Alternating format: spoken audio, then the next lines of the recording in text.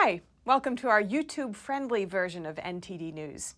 What you'll see here is only the content that YouTube allows.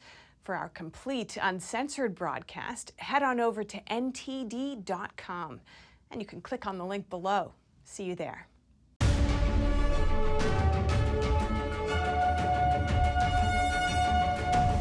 The chief of Maui's Emergency Management Agency today defended his decision not to sound the island's warning sirens. The statement comes as members of the public question whether doing so might have saved lives. Do you regret not sounding the sirens? I do not. The sirens, as I had mentioned earlier, is used primarily for tsunamis, and that's the reason why many of them are found, almost all of them are found, on the coastline. But according to the state government's website, the sirens can be used in different situations, and that includes wildfires. Residents are also demanding answers from the island's largest utility, Hawaiian Electric Industries.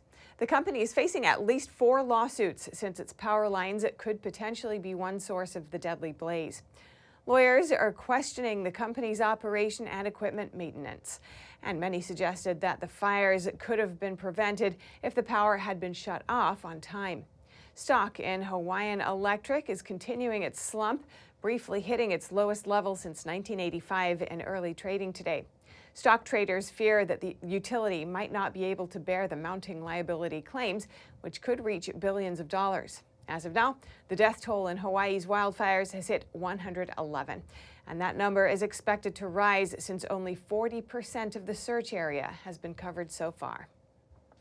A Georgia Republican state senator is trying to block the prosecution of former President Trump and his allies. NTD's Melina Weisskopf joins us from the Fulton County Jail, where the sheriff says the defendants will be booked.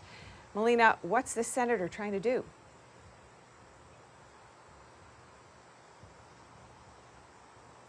So State Senator Colton Moore, who's a Republican, wants to call a special legislative session to investigate District Attorney Fani Willis after she indicted Trump and 18 others over being involved in what she calls a criminal enterprise meant to overturn the 2020 presidential election. We'll pull up on the screen here for you the petition that the state senator sent to the governor and the Secretary of State saying that an emergency exists requiring a special session for review and response to the actions of Fani Willis. He also told our sister media outlet, the Epoch Times, in an exclusive statement, "I am demanding that we defund her office until we find out what is going on. We cannot stand idly by as corrupt prosecutors choose to target their political opposition." Fani recently, on Monday, charged 19 defendants, including former President Trump, a total of 41 counts, 13 of them directed at former President Trump. And she accuses them of being involved in a criminal enterprise. She proposed an arraignment date for all of them to start on the week of September 5th. She also proposed a March 4th trial date, which is right when the GOP primary kicks off. And today, the sheriff's office warned of threats against the jury that indicted Trump and the others. Tell us more about that.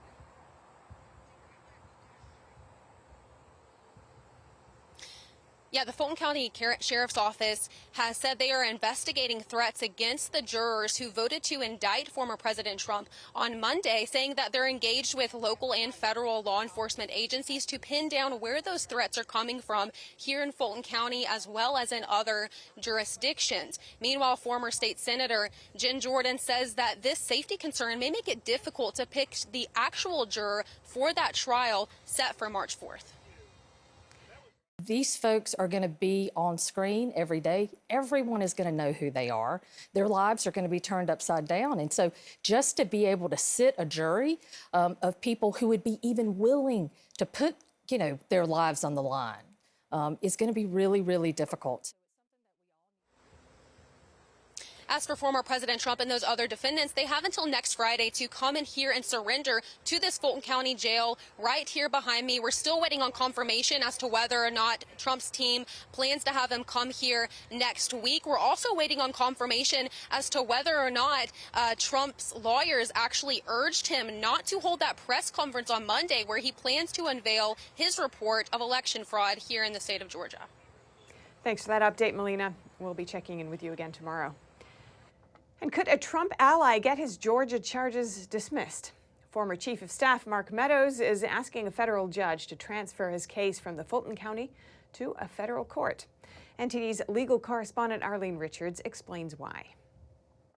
Former Chief of Staff Mark Meadows wasted no time asking a federal judge to move the Georgia charges against him from state court to federal. In a 14-page notice to a federal district court, Meadows claims that because he was a federal official during the time of the alleged incidents, the case should be moved to a federal court. The notice states, the removal statute protects the federal government from the interference with its operations that would ensue were a state able, for example, to arrest and bring to trial in a state court for an alleged offense against the law of the state, officers and agents of the federal government acting within the scope of their authority. In other words, he says a state court can't prosecute a case against a federal official, and that anyway, he was just doing his job. In fact, the notice states that none of the charges filed against him are really criminal. For example, it states that arranging Oval Office meetings, contacting state officials on the president's behalf, visiting a state government building, and setting up a phone call for the president. One would expect a chief of staff to the president of the United States to do these sorts of things. The judge laid out the law in a court order on Wednesday. The law provides federal officials with a federal forum in which to raise defenses arising from their official duties. Or federal officials should only be tried in federal courts in cases involving official acts conducted while in office. If the judge determines that the case should be moved to federal court, the next step is for him to decide whether or not the case should be dismissed. Meadows' attorney plans to file a motion to dismiss the case under the Supremacy Clause of the Constitution, also called the Federal Immunity Defense. He argues in the notice that the Supremacy Clause provides federal officials immunity from suit involving state charges in order to protect federal operations from the chilling effect of state prosecution. The judge hinted in his order that the case could likely be removed to federal court, but he didn't address whether or not the case could be dismissed. The parties will attend a hearing Monday, August 28, to argue their positions. Arlene Richards, NTD News. Demanding more documents. House Republicans today requested additional records for their investigations into big tech censorship and Hunter Biden.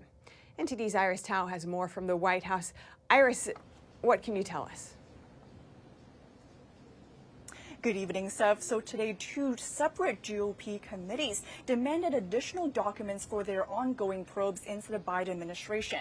The House Judiciary Committee today subpoenaed the FBI and the Justice Department for more detailed communications between the Biden administration and social media companies. It says evidence presented in the Missouri versus Biden case has shown that the Biden administration has, quote, colluded with big tech to censor certain viewpoints on social media.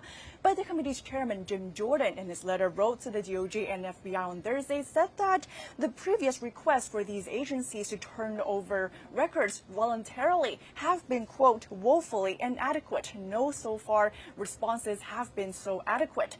And for example, he says that the DOJ has only produced a single document that is a publicly available transcript. And thus he says there's a need for them to now use the subpoena power to demand more detailed communications.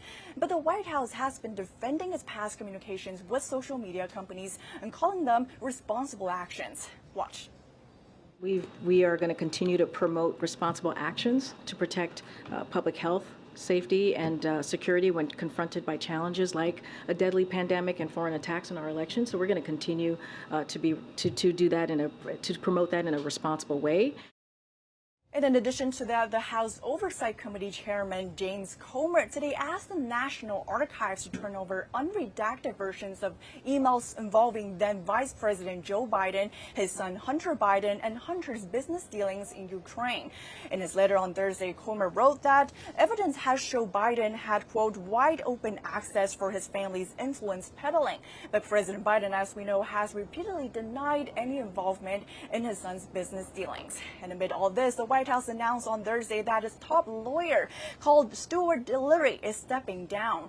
This White House counsel has advised President Biden on COVID response as well as GOP investigations. No replacement has been announced just yet. Steph. Thanks for that update, Iris. And next, defend former President Trump and attack President Biden. This is one possible strategy for Florida Governor Ron DeSantis in the first GOP primary debate next week, according to a newly released memo. Axiom Strategies posted on its website a trove of documents this week detailing suggestions for Florida Governor Ron DeSantis' strategy for the GOP primary debates. Axiom Strategies is associated with DeSantis' super PAC, Never Back Down. The owner of Axiom Strategies, Jeff Rowe, also serves as the chief strategist for the super PAC. According to one memo, there are 4 basic must-dos for DeSantis during the debate. 1. Attack Joe Biden and the media 3 to 5 times. 2. State DeSantis' positive vision 2 to 3 times. 3. Hammer Vivek Ramaswamy in a response. And 4. Defend Donald Trump in absentia in response to a Chris Christie attack. The document goes on to cite the orchestra pit theory, which recommends creating drama through memorable moments. This includes 1. Take a sledgehammer to Vivek Ramaswamy, fake Vivek or Vivek the fake. And 2. Defend Trump when Chris Christie attacks him. DeSantis is urged to say, quote, Trump isn't here, so let's just leave him alone. He's too weak to defend himself here. Other suggestions for potential memorable moments include showing emotion while invoking a personal anecdote about DeSantis' family, wife, and kids. Trump is considered unlikely to take part in the first GOP primary debate next week. On Wednesday, the Never Back Down super PAC released an ad attacking Trump. The ad calls Trump too weak to debate and says that Republicans need a nominee with stamina. Reporting by Allison Lee, NTD News. Right now, mass evacuations have been ordered in the Northwest Territories of Canada, where hundreds of wildfires are scorching through earth, homes, and businesses, and that's just in that region. More than 1,000 are burning across the entire country. This as a rapidly intensifying hurricane threatens the West Coast. Patrick Cornell has the latest. Massive walls of raging flames surrounding nearly every side of a family fleeing wildfires in Hay River, Canada. A woman in the car says the inferno was so intense the vehicle started melting during the drive. It's just smoke. It's just smoke. A woman engulfed by smoke evacuating Yellowknife calls it a terrifying experience. The premier of the Northwest Canadian Territories is urging people to obey evacuation orders, saying in a statement, "We're all tired of the word unprecedented, yet there is no other way to describe this situation." Toxic smoke once again triggering unhealthy air quality in the northern United States. This is a rapidly evolving situation. Our hearts and thoughts are with every community in the Northwest Territories who's been impacted, every person who's having to leave their home, and all the firefighters and emergency responders who are on the ground helping to keep people safe. This as Hillary rapidly intensifies in the Pacific. It's forecast to reach Category 4 hurricane strength by Saturday as it approaches the Baja California Peninsula. I'm Patrick Cornell reporting. No more access to cross-sex procedures for minors in North Carolina. The state's legislature this week overriding various vetoes issued by the governor. Multiple bills affecting transgender youth are now in effect. The House has overridden the governor's veto, and the bill is sent to the Senate by special message. North Carolina's legislature overrode various vetoes on Wednesday. House Republicans in the state became the supermajority earlier this year after a Democrat switched parties. This gives the GOP in the state the power to easily override the governor's vetoes. Lawmakers had previously passed multiple bills affecting transgender minors in the state. The governor then vetoed them without success. One of the bills prohibits doctors from administering cross-sex procedures on minors. This includes puberty blockers, hormone therapies, and surgical interventions. An exemption are minors who started such procedures before August 1st. The bill is taking effect immediately. The state has an interest in protecting our children from long-term harm.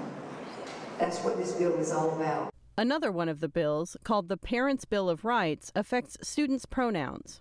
It requires schools to notify parents before making changes to a kid's preferred pronouns. And the third one requires minors to play on sports teams that align with their original gender. NTD's Capitol Report spoke with State Senator Ted Alexander about this last bill. Men cannot play on the girls' teams, and that's what this bill is all about, primarily because The men are built differently. They're stronger. They have more mass in their weight. A Democratic state senator disagrees with the Republican supermajority, saying the veto overrides are just another example of fighting culture wars instead of fighting for our school children. The legislature on Wednesday also overturned vetoes regarding energy, home building, and more. And controversy over Pride celebrations at California schools. We take the pulse of a community after one school board approves LGBT events. NTD's David Lamb reports. Over 21 resolutions were passed by the San Ramon Valley Unified School Board. These include ones that would mandate displaying a pride flag during the month of June and recognizing National Day of Silence, meant to bring awareness to anti-LGBT bullying. And every one of these resolutions that highlights a specific ethnic group is about lifting that group up. The pride flag is not an explicitly political symbol. It displays support for the values of diversity, equity, and inclusion so that all students can thrive. Some were in favor of the board's efforts toward diversity. As educators, we are obligated to ensure our schools are safe for all of our students. We are obligated to provide inclusive instructional material. I hope that this district stays an inclusive campus with all LGBTQ stuff still on library walls, and that Pride Month and Day of Silence can still be celebrated. The students in our district that I have talked to have actually asked for more attention to be brought to these resolutions and for the district to create more avenues for students to highlight and share their diversity during these recognition periods. Others felt the measures were an overreach by the district and government, questioning the district's roles and parents' rights to educate their children. In the still extant Pierce versus Society of Sisters SCOTUS decision of 1925, that one proclaims the child of man is his parents' child and not the state's. And the parental right to guide one's child intellectually and religiously is a most substantial part of the liberty and freedom of the parent. 4- and 5-year-old children, 6, 7, 8, and 9-year-olds, do not inherently know what bisexual, transsexual, lesbian, gay means. Some cited segregation and overemphasis of the LGBT group. Was at Charlottewood Middle School, children that wanted to participate in Day of Silence were given a necklace. If you did not participate, you did not get a necklace. We are supposed to be bringing our community together. We want everybody to feel safe, but by creating a division with segregating students, whether you support with a necklace or not, that is not bringing our students together. The board superintendent says for the resolutions, they hope to speak to local principals and provide guidance. In Santa Clara, California, David Lamb, NTD News. And millions of children aren't getting their ADHD medication due to a nationwide shortage. Many are now struggling to concentrate in class. Are there alternative treatments that don't involve drugs? Let's find out. Millions of children diagnosed with ADHD can't get their medications. ADHD stands for Attention Deficit Hyperactivity Disorder, a recognized medical condition that involves being unable to concentrate, stay still, and/or control impulses. Not helpful in a classroom environment. Medications like Adderall can effectively solve this problem for some time, but the drug is hard to find because of a nationwide shortage. I have had the experience of having to have my doctor switch my medication to a different pharmacy. I go to that pharmacy to pick it up, and it turns out they actually ran out since the prescription was sent there. So the runaround is real, the struggle is real. Psychologist Julie Landry and her 2 boys all have ADHD. She's heard stories from patients, friends, and colleagues who spend hours looking for drugs. They're spending hours calling pharmacies, driving across town in order to go to a pharmacy that does have the medication that they're looking for. Lots of people are changing medications, trying different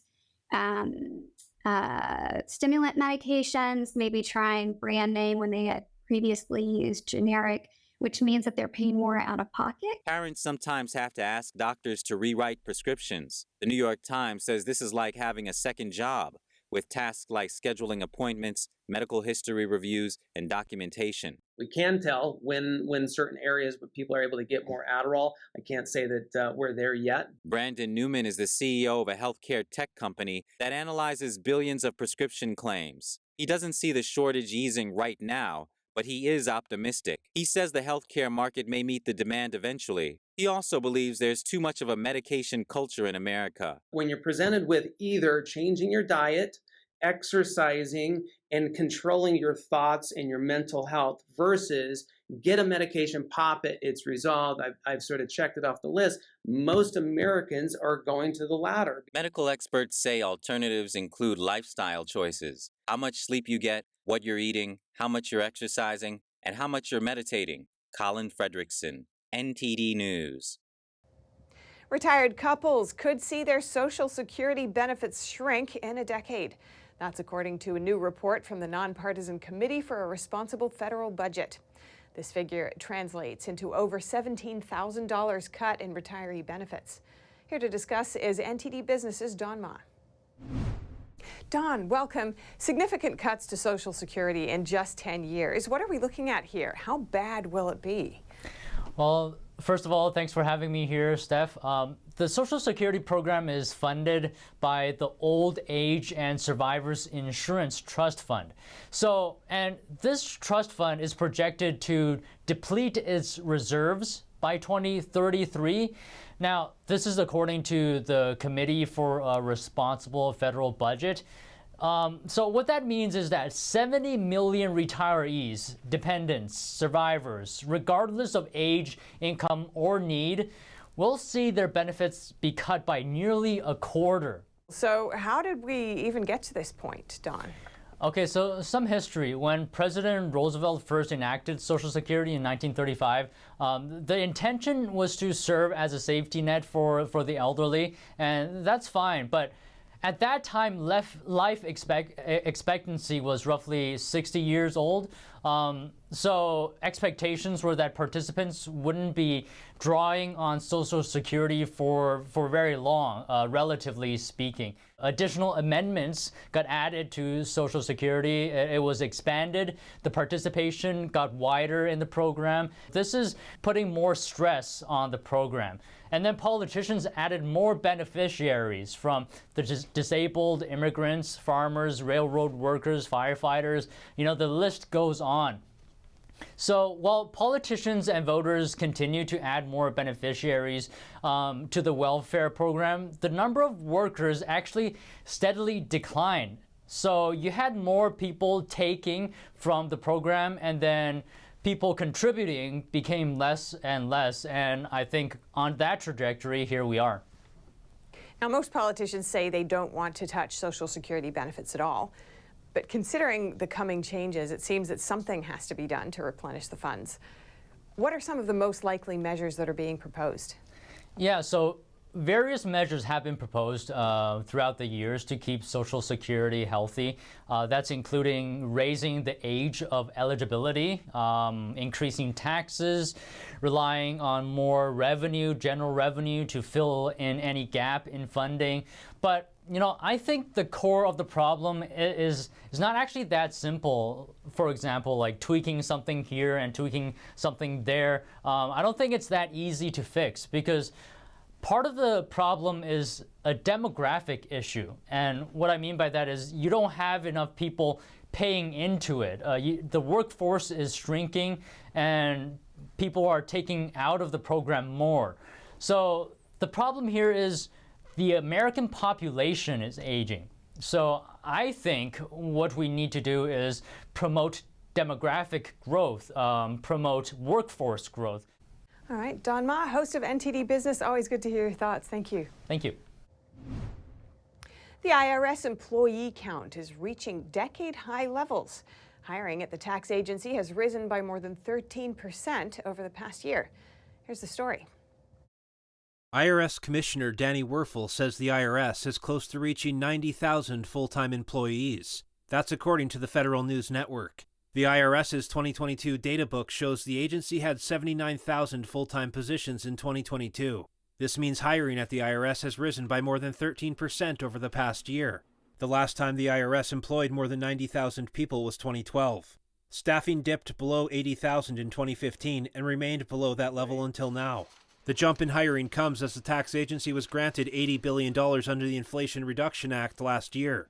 Werfel told reporters that the agency is utilizing the funds to make an immediate, meaningful difference to deliver the service taxpayers and the nation deserve. He also pushed back against claims that the IRS intended to boost the number of its armed agents. Republicans have criticized the funding boost, worried that it could lead to an enforcement expansion.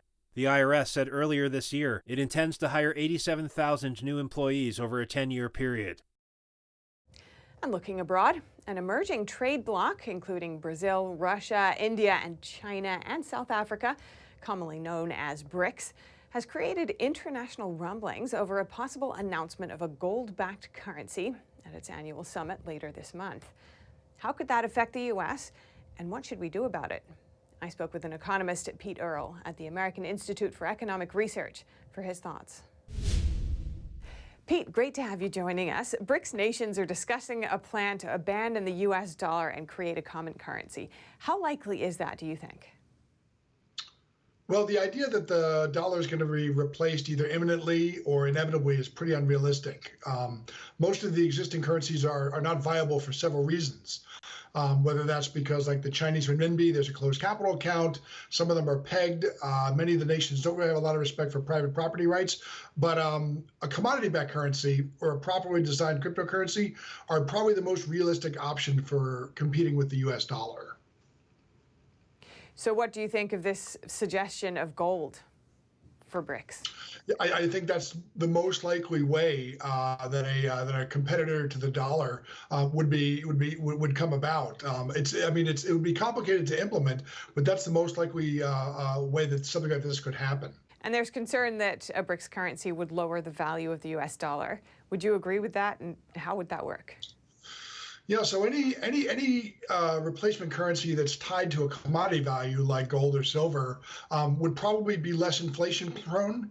And if it's not tied to a payment system like the dollar is to SWIFT, it's likely that many nations would use it, and they would thus be free of the mistakes of the Federal Reserve and the possibility of American interventionism.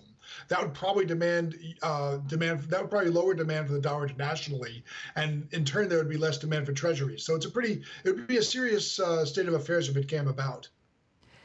And though it doesn't seem too likely, some analysts are saying that the United States shouldn't shrug off entirely the notion of competition. So what, if anything, should the U.S. do you think, to remain the currency peg of choice? Yeah, I mean, the first and most important thing to do would be to make the dollar more sound. In the short term, that would be to make the Federal Reserve subject to a single mandate rather than the many it's inherited over the years, some of which contradict others. Another would be over the medium to long term, as complicated it is to tie the dollar to a commodity standard itself, whether that's gold, silver, or some other commodity. That would be the best way to do it. All right, thank you so much. Pete Earle, economist at the American Institute for Economic Research. Great to hear your thoughts. Thank you. Thanks for having me. The race to space is heating up. China and Russia are stepping up efforts to overtake the U.S. Moscow last week launched its first lunar mission in almost 50 years, looking to make a historic discovery. What's driving the new race to the moon? Major powers like the US, China, Japan, and the EU have all been probing the moon over recent years. A Japanese lunar landing failed last year, and an Israeli mission failed in 2019. There's been a focus on the South Pole, where no country has been able to reach yet. Rough terrain makes landing difficult, but the prize could be historic. Ice that could be used to extract fuel, oxygen, and drinking water. Russia and India are racing to get there first. Yeah, Russia's aspirations towards the moon are mixed up in a lot of different things. There's always been speculation that there's water on the moon, and that's important if you want to build permanent settlements on the moon. So I think what Russia is trying to do is really spearhead that investigation and be at the forefront of it. So the fact that they're exploring the South Pole isn't an accident. Astronomers have wondered about water on the moon for centuries, which is 100 times drier than the Sahara Desert. It was only in 2020 that NASA confirmed the existence of water there. India sent up its Chandrayaan-3 lunar lander last month after the Chandrayaan-2 failed in 2019. But Russia may also have political ambitions behind its space missions, especially as it faces sanctions from the West over the war in Ukraine. First and foremost, it's an expression of national power on the global stage. Russia wants to go to the moon, partly to assert its national place with the big guys, so to speak. China has already announced plans to return humans to the moon. The U.S. has a major program called Artemis that it is in the middle of. So there's a lot of activity going on. Russia, because it lacks the economic power of the United States, has allied with China. So it's possible that what the Chinese do, the Russians may actually piggyback on top of that in the next 10, 15 years. Small-town police departments across the U.S. are facing peril. The dilemma shows starkly in the small Minnesota town of Goodhue, where the entire police force has given notice that they're quitting. We explore this issue with the Law Enforcement Legal Defense Fund's president, Jason Johnson.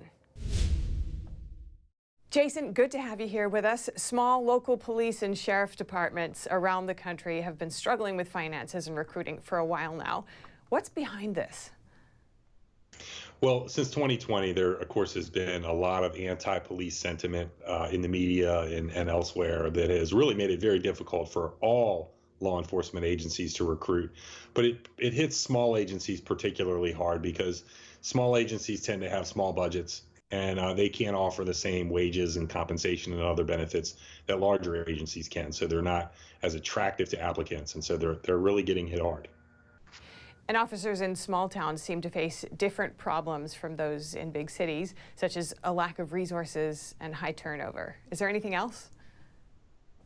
Yeah, I mean, that's the main problem. Is it's a lot of police officers in small agencies will eventually want to join larger agencies, and when the pipeline for people entering law enforcement has all but disappeared, I mean, in particular for smaller agencies, it's just more difficult for them to recruit. Officers want to have upward mobility. They want to have the opportunity to work in a variety of settings. And so for that reason, larger agencies tend to be more attractive for those who want to remain in law enforcement. And that leaves small agencies more or less out in the cold.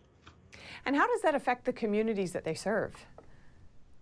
Yeah, small agencies are small communities. And so although they may be part of a county that has a sheriff's office or another, perhaps a state police agency can fill the gap. Larger agencies don't tend to be as responsive to small towns as small town police departments are, and that's why there are small town police departments. There are 18,000 law enforcement agencies in the United States, and most of them are very small. They're 5 or 10 police officers. They're not really the agencies that we always think of when we think of local policing, and so they tend to be sort of forgotten. And these small communities rely on these departments for community policing, for responding to being first responders to incidents in which they need police help, and so they're important. And the issue that I'm seeing is that crime continues to evolve, whether it's drugs or human trafficking, in rural areas and small towns, but the police departments in those areas may not have the resources to tackle it. Yeah, well, the evidence suggests that organized criminals have realized that there's a dearth of law enforcement resources, in particular in small town America. Outside of the big cities, they don't have the same law enforcement, technology resources, and so they take advantage of that and prey on smaller communities. And we've seen that, and we'll likely see it more of it in the future if we don't address the staffing crisis, the broad staffing crisis in law enforcement. And how do you propose that to happen? What's the solution here? Well, number one, really, is just to restore the dignity of the law enforcement profession. Salary and benefits are nice. Upward mobility and lateral mobility are all nice things, and they do assist with recruiting. But I think the big thing here in small town America, as well as in big city America, is that law enforcement officers need to have the pride of the profession restored. It's been torn down over the last couple of years. Morale is very low in police departments, and people who used to consider law enforcement a good career no longer do so. And we need to turn that around. We need to restore the dignity of the profession, and that's job one. All right, thank you so much. Jason Johnson, president of the Law Enforcement Legal Defense Fund. Really appreciate your thoughts. And now for your sports news, here's NTD's Dave Martin with an update on the Wander Franco situation. That's right, Steph. Franco, who was an all-star this year with the Tampa Bay Rays, was placed on the restricted list Monday by the team while Major League Baseball investigates some social media posts involving the 22-year-old. The posts reportedly suggest a relationship with a younger woman, though NTD has not been able to verify them. Now, Wednesday night, a prosecutor in the Dominican Republic, where Franco is from, told the Associated Press that an investigation is underway, while adding that it's a delicate topic because a minor is involved. He also added that he's had no contact with Major League Baseball regarding the case. Now, Franco is one of the most talented young players in the game, who is certainly in the conversation for not only a Gold Glove award this year for his fielding at shortstop, but also a Silver Slugger award. And in NFL news, Buffalo Bills coach Sean McDermott indicated that safety Damar Hamlin is well on his way to resuming his NFL career after his collapse in the field last January. The 25-year-old played 22 snaps in their preseason win over Indianapolis last weekend, making 3 tackles in what was his first competitive action since having to be resuscitated on the field. Said McDermott, from my non-medical standpoint, I think he's checked all the boxes as far as that goes. There's just been enough of a sample where you're saying he's executed well and come out of that healthy. Now, the Bills still have 2 more preseason games left to decide the roster. Hamlin, for his part, will likely be competing for a backup spot at safety. And for your sports viewing schedule tonight, just 4 baseball games on, but that includes one with the streaking LA Dodgers, who've won now 10 straight games. They host the Milwaukee Brewers. And in the NFL, the Cleveland Browns will play at the Philadelphia Eagles as the NFL's preseason continues. And that's it for your sports news today. Steph, back to you. Thanks, Dave. And if you have any news tips or feedback for our show, remember you can email us at eveningnews@ntd.com. And that's all for today's news. Thanks for tuning in. I'm Stephanie Cox. Good night.